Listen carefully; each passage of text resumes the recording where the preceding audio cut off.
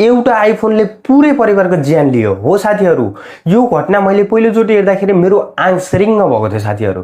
यो घटना महाराष्ट्र भारतमा भएको घटना हो। एउटा 19 वर्षको बच्चा जसले मलाई आइफोन किनिदिनु भनेर आफ्नो बुवा आमासँग जिद्दी गर्न थाल्छ र उसको जिद्दी यतिसम्म बढ्छ कि उसको जिद्दीपनले पुरै परिवारलाई लिएर समाप्त हुन्छ।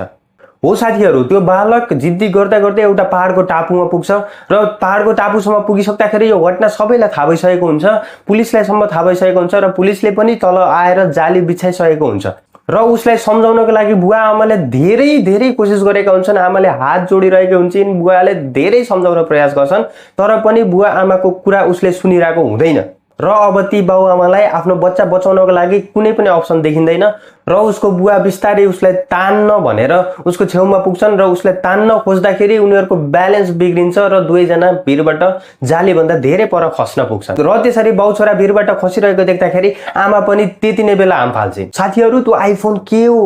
त्यो आइफोनको लागि यतिसम्म जिद्दी र यो भिडियो एकदमै सानो सानो बच्चाहरूलाई देखाउन र बुझाउन जरुरी छ र यो भिडियोलाई यतिसम्म शेयर गरिदिनु कि नेपालभरिका सबै बालबालिकाहरूसम्म यो भिडियो पुगोस् र उनीहरूले हेरेर केही कुराहरू सिकुन्। र यो घटनालाई लिएर तपाईहरु के सोच्नुहुन्छ साथीहरु कमेन्ट बक्समा भन्नु होला र यस्तै भिडियोहरू हेर्नको लागि मलाई फलो गर्न नबिर्सिनु होला।